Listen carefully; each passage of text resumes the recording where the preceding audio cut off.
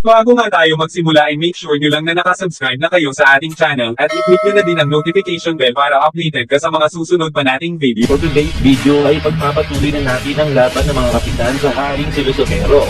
Mapapanood nyo rin ang pagsali ni Yuno sa laban at ano ang kanyang gagawin upang makatulong kila Asta. Kaya naman hindi na natin mahabaan pa, simulan na natin. Recap muna mga kaibigan, sa nakaraang episode ay tinalakay natin ang chapter 318 hanggang 319. At doon ay nasaksiyan natin kung ano ang ibig sabihin ng pagiging hari ni Lucifero. Sapagkat kahit ang level 2 ni Asta na nagawang palunin ng dalawang Supreme Devil ay hindi umubra dito.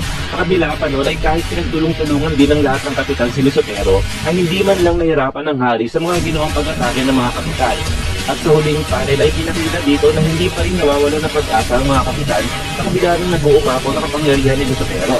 At sa pagpapatuloy ay ilike nyo muna ang ating video dahil malaking tulong yan mga kaibigan. At ulitan na natin kung saan haatakin ni Asta si Lucifero. Dahil sa pagkakaroon ni Asta ng pagkakataong makalapit sa hari ay hindi ito nagdalawang isip na atakihin ito upang tapusin. Ngunit sa kabila nun ay nagawa pa rin makaiwas ni Lucifero at nagdahilan upang si Asta ay magmintis sa kanyang pag-atake at tanging sungay lang ang naputol nito. Subalit kahit ganun pa man ay makita natin sa mukha ng hari na labis itong nagalit dahil sa ginawang pagputol ni Asta sa kanyang sungay. Kaya naman bilang kapalit ay hinawakan nito ang mukha ni Asta at iniyampas sa lupa at nagdahilan upang ang ating bida ay masaktan ng sobra. Ngunit hindi pa pala tapos roon ng hari sapagkat pinapakpaparan niya pa ito ng marami at makikita natin sa kanyang mukha na sobrang galit na galit talaga ito sa pagkaputol ng kanyang sungay. At noong tatapakan niya pa itong muli ay biglang lumitaw dito si Marie at si Captain Dorothy naman ay kineleport si Asta at sinuportahan naman siya ni Captain Charlotte upang mailigtas ang ating bida. Kaya naman sa pagkakataong ding iyon ay narealize ng mga kapitan ang anti-magic ni Asta ay gumana sa hari kaya naman kailangan nilang protektahan ito. Subalit itong si Lucifero ay sinumpal lamang si Marie papalayo sa kanya na parang ginawa ng dating Pangulong si Ray Digong nung pinatay niya ang lamok sa kanyang speech noon. Pero hindi pa din tapos ang mga kapitan sa kanilang pag-atake at makikita natin na ang malaking teknik ni Captain Charlotte ay papalapit na kay Lucifero. Ngunit mo nang kahirap-hirap lamang na sinangga uli ito ng hari at sinabing tumabi nga raw sila sa kanyang daan dahil ang pakay nga nito ay walang mali na si Asta. Subalit naroon naman si Captain Jack upang pigilan at hiwain ng hari at sinabing hindi raw niya hahayaang pakitaan lamang daw siya ng ganoon ni Asta kaya naman magpapakitang gilas din daw ito. Pero wala pa rin sulbi ang ginawa ni Captain Jack sapagkat sinuntok lamang siya papalayo na para bang hinagis na lata sa malayo. At naroon naman si Captain Nozzle upang subukan ding pigilan ang hari at sinabi naman nito na may natutunan daw siya kay Asta na kahit malayo ang lakas ng kalaban ay pwede pa rin naman daw itong labanan. At maya lamang ay pinakita na lamang dito na si Captain Nozzle ay binigyan ng uppercut ni Lucifero at nagresulta ng pagkawala nito ng malay. Subalit naroon pa rin naman pala ang magkapatid at naghahanda ng isang pag-atake na tatapos kay Lucifero.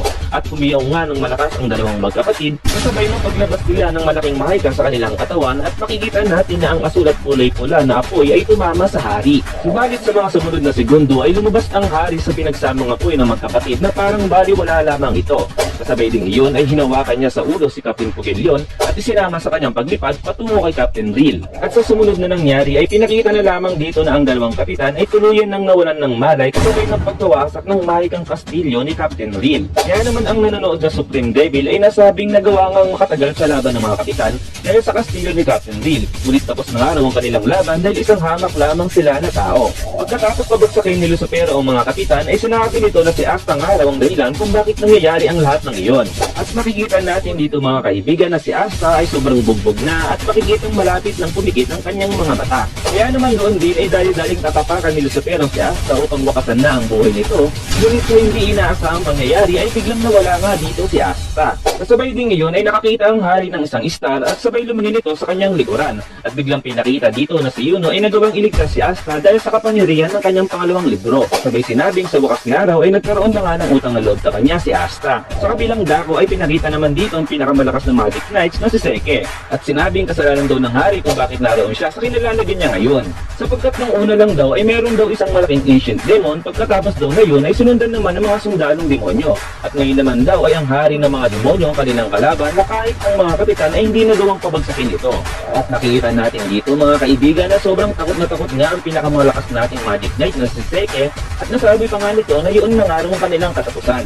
Ngunit napatanong si Seke sa kanyang sarili kung paano pa rin nakakalaban si Yuno sa kabila ng matinding lakas ng hari ng mga demonyo na kahit ang mga kapitan ay walang nagawa dito. Kaya naman ang naiiltang mukha ng hari ay sinabi nito kay Yuno na ibigay nga raw sa kanya si Asta at kasabay din iyon ay umakma na rin ito ng pag-atake. Subalit kung si Yuno ay ginamit ang kanyang conjunction upang mai-teleport sila Asta sa ligtas na lugar. Kaya naman ang pag-atake ng hari ay hindi tumama sa kanila. Sa pag-atake ginawa ng hari ay nakakita si Yuno ng butas upang umatake at ang hiniwa niya na ito sa likuran ay nasabi ni Yuno na kahit tinamaan niya na ito ay hindi naman niya magawang hiwain kagaya ng ginawa niya kay Zenon. Kaya naman ang naging tugon dito ng hari ay simple lang daw ang sagot sa kanong ni Yuno at itong araw ay dahil sa malayong araw ang distansya ng kanilang Maika. Pagkatapos sabihin ni Yuno ni Lucifero ay biglang lumitaw naman dito si Marie at nagawang maka-full black attack sa hari ng mga demonyo.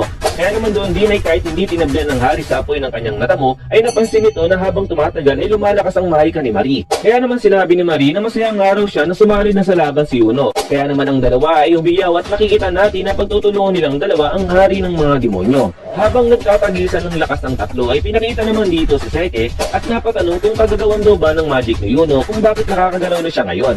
Dagdag pa nito ay sabay lang naman daw sila ni Yuno na pumasok sa Magic Knights ngunit nagtataka ito sa lakas na tinatagyan nito ngayon. Subalit hindi na niya nga ito pinansin at bumalik na naman nga ito sa pagiging mayabang niya na ugali. At niyaya niya nga si Mimosa na umalis na at iwanan ng araw sila Yuno.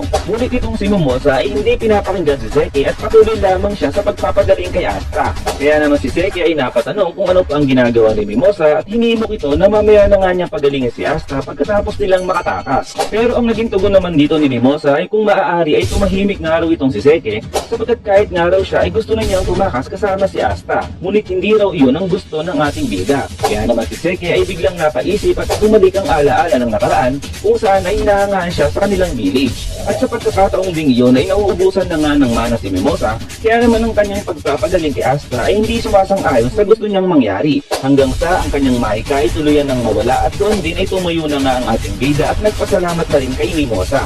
Ngunit itong si Mimosa ay sinusubukang pigilan si Asta dahil wala pa nga ito sa kanyang kondisyon. Pero ang naging tugon lang ni Asta ay maghintay nga lang daw sila ng kaunti pa. Kaya naman si Mimosa ay napaiyak na lamang dito dahil hindi na siya naririnig pa ni Asta. At si Seke naman ay nanginginig pa nitong sinabi na hindi niya na naiintindihan pa ang ginagawa ni Asta dahil sa bubog na nga ito ay kahit na nga raw ang mga kapitan ay walang nagawa laban sa hari ng mga demonyo. Kaya naman ano pa nga raw ang point ng pagpunta ni Asta roon dahil sa isa lamang siyang hamak na magsasaka ay wala nga rin daw itong Maika. Ngunit sa sumunod na eksena ay pinakita na lamang dito na si Seke ay umiiyak sapagkat tinanong niya ang kanyang sarili kung bakit hindi niya raw sinubukang maging malakas gaya ng ginagawa ng ating bidang si Asta. Sa kabilang dako ay pinakita naman dito na si Nash ay nakatabi kay Asta at sinabi nito na ang battlefield ay walang puwang para sa mga hindi na kayang lumaban. At ang tinutukoy niya nga dito ay ang hinanghina na si Asta. Ngunit ang tugon naman dito ni Asta ay kaya pa niyang lumaban at sabay napaisip na din si Nash dito na hindi nila matatalo si Lucifero kung mawawala si Asta. Kaya naman sinabi nito na hindi niya kayang lumaban mag-isa kaya naman sasamahan niya nga raw ang ating bida.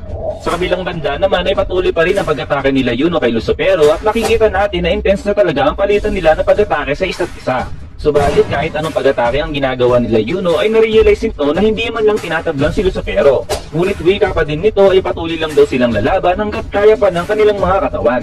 Kaya naman napatanong si Lucifero kung bakit kailangan niya pangharapin sila Yuno dahil mas mahalaga ang araw na matapos niya na ang buhay ni Asta. Kaya naman humiyaw ito ng Adremelec at sinabing siya ng araw ang kumalaban kila Yuno. So dito mga kaibigan ay na-reveal na nga ang pangalan ng Supreme Devil na nanonood sa kanila. Ngunit tumanggi ang Supreme Devil sa utos ni Lucifero at sinabing masayang araw ang panoorin si Lucifero na lumalaban mag-isa. Kaya naman doon din ay napamura na lamang si Lucifero at biglang sugod naman dito si Marie at pangasar nitong sinabi na mukhang hindi nga raw sikat itong si Lucifero sa kanilang lugar. At nang habang papasugod na si Marie ay napansin nito na hindi niya na ma-maintain ang kanyang form. Kaya naman doon din ay tinamaan siya ng suntok ni Lucifero at nagresulta ng pagbagsak nito sa lupa. Pagkatapos atakihin ni Lucifero si Marie ay sinuntok naman niya si Yuno at nagresulta din ng pagtinapon nito sa malayo. Kaya naman doon din ay dali-daling tinignan niya na si Asta at nagulat ito sapagkat nawala na ito sa kanyang kinatatayuan. Kasabay din na yun ay pinagsama ni Nash ang kanyang dalawang devil upang pagsamahin ito sa iisang devil union. At nagawa nga nitong mapigilan ang paggalaw ni Lucifero. Kaya naman habang kagat-kagat ng dalawang devil ang hari ay lumitaw naman dito si Asta at dito nga ay hatakin niya na nga si Lucifero upang patayin. Kaya naman nasabi ni Nats dito na pipigilan niya nga raw ang hari kahit maging kapalit pa nito ay ang kanyang buhay. Subalit sa sumunod na segundo ay nagawang wasakin ng hari ang magic ni Nats at sinabing naroon lang daw pala si Asta dahil kanina pa niya nga ito'y nahanap. Kaya naman doon din ay inatake na nga ng hari si Asta ngunit biglang umarap si Nats at sinulo ang atake ng hari. Kaya naman ang hari ay pinagpatuloy pa rin ang kanyang pag-atake at nasabi ni Nats na mukhang susunod na nga raw siya kay Morgan. So makikita natin dito mga kaibigan na tanggap ng ni Nats ang kanyang kamatayan. Pero sa hindi inaasahan ni Nats ay biglang umatake na nga dito si Captain Yami upang iligtas ito at sinabing pwede raw bang sabihin ni Nats kay Yami ang kanyang iniisip. May magagawa pa kayang tulong si Asta sa laban? Magbabago na kaya ang sitwasyon sa pagbabalik ni Captain Yami?